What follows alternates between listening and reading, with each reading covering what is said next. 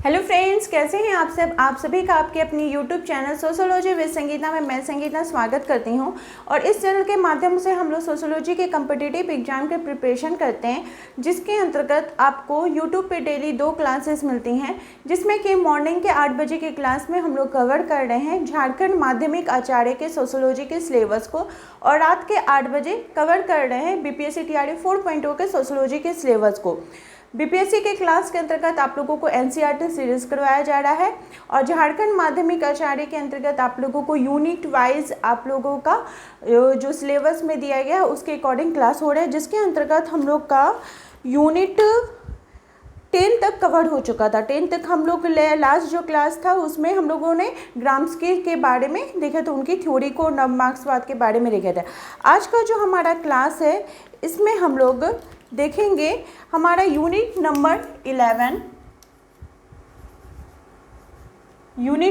11 के अंतर्गत हम लोग को पढ़ना है प्रतीकात्मक अंतःक्रियावाद।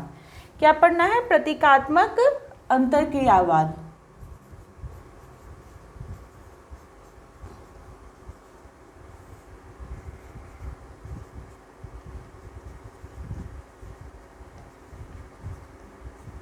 प्रतीकात्मक अंतःक्रियावाद के अंतर्गत जिस थिंकर को हम लोग को पढ़ना है वो है George Herbert Mead, GH Mead, जिनका के बारे में संदर्भ में हम लोगों को पढ़ना है, इनकी थ्योरी को देखना है। इसके साथ साथ हम लोग हर्बर्ट मीड के साथ और नेक्स्ट जो थिंकर है वो है इरविंग कॉफमैन। तो आज की क्लास में हम लोग जॉर्ज हर्बर्ट मीड को देखेंगे, हर्बर्ट ब्लूमर की भी थ्योरी को देखेंगे, क्योंकि प्रतीकात्मक अंतःक्रियावाद में उनका भी महत्वपूर्ण स्थान रहता है। उनको भी हम लोग थ्योरी, हमारे सिलेबस में मेंशन नहीं है, फिर भी हम लोग उनको थ्योरी को, उनके थोड़े सिद्धांतों को देखेंगे। तो क्लास को आप लोग क्लास तक जरूर देखिएगा। और वैसे स्टूडेंट जो पेड ग्रुप से ज्वाइन होना चाहते हैं तो आप लोग इस नंबर पे कांटेक्ट करके नोट्स को परचेस कर सकते हैं। एक मिनिमम फीस रखी गई है, जिसके अंतर्गत आपको पेपर 1 जो आपका जीके जीएस का पोर्शन है वो प्लस सोशियोलॉजी जो पेपर 2 का स्टडी मटेरियल प्रोवाइड किया जाएगा। और स्टडी मटेरियल तो आप लोगों को दिया ही जाएगा, साथ ही साथ कुछ एक्स्ट्रा मटेरियल भी दिया जाएगा जो कि आपके एग्जाम के पॉइंट ऑफ व्यू से आपके लिए बहुत ही ज़्यादा इंपॉर्टेंट होने वाला है। प्लस वैसे स्टूडेंट जो बीपीएससी टीआरई 4 की तैयारी कर रहे हैं, टीआरई 4.0 की तैयारी कर रहे हैं, साथ ही साथ यूपी जीआईसी की तैयारी कर रहे हैं, वो भी इस नंबर पे कांटेक्ट करके नोट्स को परचेस कर सकते हैं। बीपीएससी टीआरई 4.0 और यूपी जीआईसी की अगर प्राइस की बात की जाए तो ओनली आप लोगों को 1000 का इसमें पेमेंट लगेगा। ठीक है, तो चलिए आज की क्लास को हम लोग स्टार्ट करते हैं। अगर आपके कोई भी डाउट, कोई भी क्वेरीज है तो मुझे कमेंट करके जरूर बताइएगा।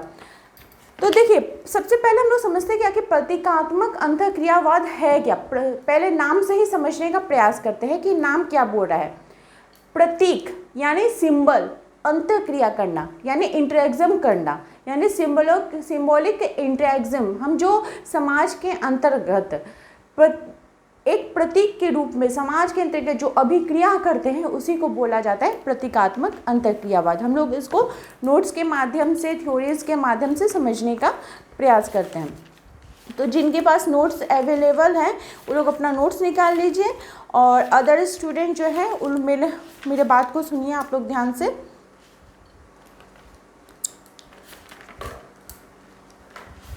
तो सबसे पहले देखिए, प्रतीकात्मक जो अंतःक्रियावाद है तो हम लोग को यहाँ पे पढ़ना है जॉर्ज हर्बर्ट मीड के बारे में। तो ये क्या है? ये इसके जनक है। क्या है? जनक है। लेकिन अगर बात की जाए कि सर्वप्रथम प्रयोग किसने किया था, किसने इसके संदर्भ में बात की थी, तो हर्बर्ट ब्लूमर ने अपनी पुस्तक symbolic interaction and perspective and method में सबसे पहले उन्होंने प्रतीकात्मक अंतःक्रियावाद शब्द को लिया था। लेकिन जो इसका विस्तृत रूप में वर्णन किनके द्वारा किया गया, तो जॉर्ज हर्बर्ट मीड के द्वारा किया गया। इनकी जो पुस्तक थी माइंड, सेल्फ एंड सोसाइटी, इसमें उन्होंने 1934 में इसके संदर्भ में बात की। किसके संदर्भ में? तो प्रतीकात्मक अंतःक्रियावाद के संदर्भ में। तो प्रतीकात्मक अंतःक्रियावाद यानी सिंबॉलिक जो इंटरेक्शन है वो आखिर होती क्या है? तो यह एक अंतःक्रिया है ये एक ऐसा स्वरूप है जो कुछ संकेतों, प्रतीकों, चिन्हों के माध्यम से प्रयोग करता है और समाज के अंतर्गत क्या करता है, अभिक्रिया करता है। इस उपागम में व्यक्ति अथवा जो समूह होती है उसकी भाषा, उसका हाव भाव, उसकी जो भाव भंगिमाएँ हैं एवं संचार है वो पारस्परिक क्या करती है, अंतःक्रिया का प्रमुख आधार माना जाता है। इसमें भाषा के व्याकरण या शब्दकोश में उल्लिखित अर्थ को महत्व नहीं दिया जाता, बल्कि सामाजिक पक्ष पर विशेष ध्यान दिया जाता है कि हम समाज के अंतर्गत रह के समाज क्या है। जैसे जो जॉर्ज हर्बर्ट मीड थे, उनके जो माइंड सेल्फ और सोसाइटी था, इसमें उन्होंने जो सिद्धांत दिया था, ठीक है, स्व का सिद्धांत जो दिया था, आई का और मी का जो सिद्धांत दिया था, इसमें क्या बता, आई में व्यक्ति क्या सोचता है कि वो क्या है, ठीक है, फिर वो समाज में देखता है कि क्या हो रहा जा रहा है, समाज के अंतर्गत तो फिर सोचता है कि मैं क्या हूँ, समाज मेरे बारे में क्या सोच रहा है, तो उसी आधार पे सामाजिक पक्ष पर विशेष ध्यान दिया जाता है, ठीक है। और जो ये उपागम है इसमें मेनली फोकस किसका रहता है, तो मानवीय परिप्रेक्ष्य को फोकस रहता है कि मनुष्य जो है वो समाज के अंतर्गत किस प्रकार की अभिक्रिया कर रहा है। तो इस उपागम का विकास मुख्यतः विज्ञानवादिता थे, विज्ञान के जो जानकार थे उनके द्वारा किया गया था, वैज्ञानिक परिप्रेक्ष्य में किया गया था। फिर वर्तमान में हम लोग समाजशास्त्र के रूप में भी इसका उपयोग करने लगे। तो हम क्या समझ रहे हैं, ये जो चीज़ है, ये जो शब्द है, इसके माध्यम से हम लोग क्या समझ रहे हैं कि प्रतीकात्मक अंतःक्रियावाद क्या है, ये मनुष्य का जो परिप्रेक्ष्य है, जो समाज के अंतर्गत परिप्रेक्ष्य है, उसको वर्णन करने का एक साधन है। ये मानववादी परिप्रेक्ष्य है, ये समाजशास्त्रियों में किस प्रकार का आपका प्रभाव है उसका वर्णन करता है, ठीक है। इसके अंतर्गत बोला जा रहा है कि मनुष्य का जो व्यवहार है, हम जो व्यवहार करते हैं वो कुछ हद तक क्या होता है, सामाजिक होता है। हम लोग सोसाइटी में रहते हैं, समाज के अंतर्गत रह के हम अभी भी क्या करते हैं, मनुष्य का जन्म समाज में होता है। जब उसका जन्म होता है तो वो क्या होता है, शून्य होता है। उसको कोई भी बच्चा जब परिवार में जन्म लेता है तो क्या उसको जन्म से ही सभी चीज़ों के बारे में जानकारी मिलती है, नहीं मिलती है। वो धीरे धीरे क्या करता है, समाज के अंतर्गत, परिवार के अंतर्गत रहते हुए सामाजिकरण करता है, समाज में रहते हुए सभी चीज़ों को सीखता है, ग्रहण करता है। जैसे आप देखिएगा कि आपके अपने घर में जो छोटे बच्चे होंगे वो अपनी मम्मी को, अपने पापा को बहुत ज़्यादा फॉलो करते हैं। अगर लड़कियां हैं तो मम्मी किस प्रकार से साड़ी पहन रही हैं, किस प्रकार से सज रही हैं, उस चीज़ को वो बहुत ज़्यादा फॉलो करती हैं।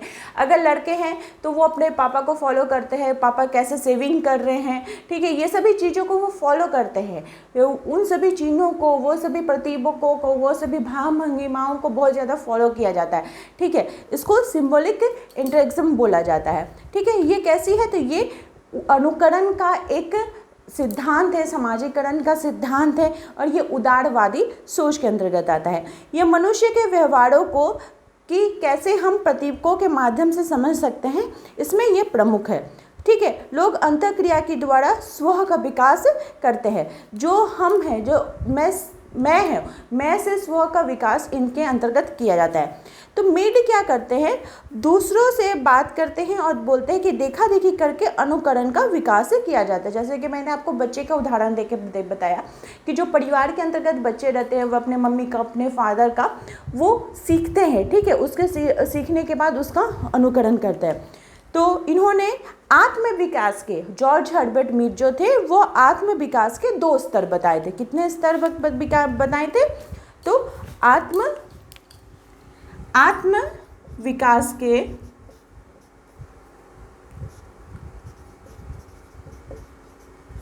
2 स्तर बताए थे। वे 2 स्तर क्या क्या है, तो पहला उन्होंने बताया था कि व्यक्ति का मूल स्वरूप, क्या बताया था, व्यक्ति का मूल स्वरूप, यानी ये क्या हो गया, आई, जिसको उन्होंने किस में वर्णन किया, तो आई में। सेकंड उन्होंने बताया जो इंटरेक्शन के आधार पर मी, क्या बताया कि इंटरेक्शन के आधार पर मी, व्यक्ति का मूल स्वरूप, मतलब जब जो वो जन्म से है, सामाजिकरण हो रहा है, वो सीख रहा है, तो वो आई है। अब वो समाज के साथ क्या कर रहा है, अंतःक्रिया कर रहा है, ठीक है। तो अंतःक्रिया करने के बाद वो सोचता है कि समाज उसके बारे में क्या सोचते हैं, तब उसके अंतर्गत कौन सी अवधारणा आती है, तो मी की अवधारणा आती है। ठीक है। उसके बाद आत्म या स्व बनता है, यानी सेल्फ बनता है। इस प्रक्रिया में मी के स्तर पर व्यक्ति का सामान्यीकृत अंत और जो महत्वपूर्ण अन्य होते हैं, ठीक है, जो दूर के संबंधित होते हैं उसको जनरलाइज्ड अदर बोला जाता है, उनसे वो सीखता है। फिर जो निकट संबंधी होते हैं उनसे वो सीखता है, उनके ऊपर उनका बहुत ज़्यादा घनिष्ठ प्रभाव पड़ता है। और आत्म के विकास के लिए फिर इसको उन्होंने 3 चरणों में इसके बारे में बात की है कि जो आत्म का विकास है, ठीक है, आत्म के विकास का उन्होंने 2 इसका स्तर बताया था कि यह 2 स्तर पर होता है। फिर इसके चरणों के बारे में बात की जाए तो आत्म के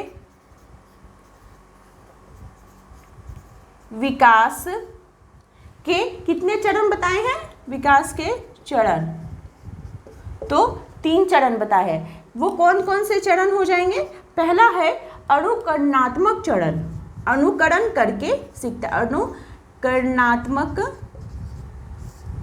चरण यानी अनुकरण करके सीखता है। ठीक है। दूसरा है खेल स्तर, जो प्लेग्राउंड होता है, जो अनुकरण कहाँ कर रहा है, फैमिली के अंतर्गत कर रहा है, स्कूल में करेगा। और खेल स्तर जो उसके हम उम्र के लोग होंगे वहाँ पे बच्चा सीखता है। ठीक है। नई नई चीज़ों को आप भी अपने घर के देखिएगा, अगर बच्चे आपके घर पे जब आते हैं तो अपने जब दोस्त से प्लेग्राउंड से खेल कर आते हैं, अपने दोस्तों के साथ खेल कर, तो आपको नई नई चीज़ों के बारे में वे बताते हैं, इसका मतलब वो नई नई चीज़ों को सीख रहा है। ठीक है। फिर तीसरा है क्रीड़ा स्तर, फिर क्रीड़ा स्तर के अंतर्गत भी वो नई नई चीज़ों को सीखता है। तो ये एक ऐसा उपागम है जो मानवीय अंतःक्रियाओं के माध्यम से समझने की कोशिश करता है और मनुष्य प्रतीकों का निर्माण कैसे करता है इसके संदर्भ में बात की है। और हर्बर्ट ब्लूमर ने क्या किया था, तो जो उनकी पुस्तक थी symbolic interaction and perspective method, इसमें उन्होंने इसके संदर्भ में बात की थी। और क्या परिभाषा दी थी हर्बर्ट ब्लूमर ने कि प्रतीकात्मक अंतःक्रिया शब्द मनुष्य में होने वाली एवं विशिष्ट विशेषता वाली अंतःक्रिया से संबंधित है, प्रतीकों के माध्यम से। जैसे कि आप देखिएगा कि हमारे इंडिया में जो राष्ट्रीय ध्वज है ये हमारा प्रतीक है। ठीक है। ये हमारे मतलब उस राष्ट्रीय ध्वज के लिए हम कुछ भी करने के लिए तैयार है। ठीक है। मतलब वो हमारे लिए बहुत ही उच्च स्तर का प्रतीक है। फिर जो स्वास्तिक चिन्ह हो गया, फिर धर्म से रिलेटेड जितने भी अलग धर्म में जो भी चिन्ह होते हैं तो वो उनके लिए कितना उपयोगी होता है, उसके लिए वो कुछ भी कर सकते हैं। ठीक है। सबका अलग अलग स्तर पे जैसे जैसे समय होता है वैसे परिवर्तन भी हमें देखने को मिलता है। जॉर्ज हर्बर्ट मीड बोलते हैं कि समाज और व्यक्ति एक दूसरे के लिए अपरिहार्य है और सामाजिक संदर्भ में ही मानव बन सकता है। ये किस में उन्होंने बताया, तो प्रतीकात्मक अंतःक्रियावाद में। तो क्या हम लोगों ने समझा कि प्रतीकात्मक अंतःक्रियावाद क्या है, तो यह मानव व्यवहार को समझने का एक तरीका है, एक विधि है और इसमें व्यक्ति का अध्ययन किया जाता है और वो भी अपना देखता है कि वो जो स्वयं है वो समाज के दृष्टिकोण से वो सबको समझने का प्रयास करता है। तो प्रतीकात्मक अंतःक्रियावाद की अगर मान्यताओं के संदर्भ में बात की जाए तो मनुष्य में ये विचार शक्ति होती है। विचार शक्ति के आधार पर ही व्यक्ति प्रतीकों का निर्माण करता है, उनका अर्थ निकालता है और एवं उसमें परिवर्तन कर सकता है। प्रतीकों का ही निर्माण उसके सामूहिक स्वरूपों का निर्माण करने के लिए बोला जाता है। तो जो चीज़ें जो प्रतीकों के माध्यम से सीख कर किया जाता है उसी को क्या कहा जाता है, प्रतीकात्मक अंतःक्रिया। आप लोगों के एक मैं बोल रही हूँ कि मैं जिस जहाँ पे रहती हूँ तो जब मैं स्कूल जाती हूँ तो जैसे धूप में बच्चे क्या करते हैं कि मतलब जो स्कूल जाते हैं वो धूप में अपना चेहरा को ढक के जाते हैं। तो मेरे अगल बगल के जो छोटे बच्चे जब वो लोग छोटे थे तो वो लोग क्या खेलते थे कि टीचर खेलते थे। तो टीचर में कैसा, तो बोलते थे कि हाँ वो जैसे मुंह को बंद करके जाती हैं वैसे हम लोग खेलेंगे। तो ये सब क्या है, प्रतीक एक चिन्ह हो जाता है कि बच्चे सीखते हैं। ठीक है। साड़ी पहनना, सेविंग करना, इस टाइप की चीज़ें जो समाज के अंतर्गत सीखी जाती है उसी को बोला जाता है प्रतीकात्मक अंतःक्रियावाद। तो आई होप आप लोगों को आज की थोड़ी अच्छी प्रकार से समझ में आ गई होगी और नेक्स्ट क्लास में हम लोग देखेंगे जो नेक्स्ट थिंकर है हमारे जिनके बारे में बोला गया है इरविंग गॉफमैन के बारे में, उनकी थ्योरी को देखेंगे। इसी प्रकार से आप लोग चैनल के साथ बने रहिए। आप सभी का मेरे चैनल में बने रहने के लिए बहुत बहुत धन्यवाद।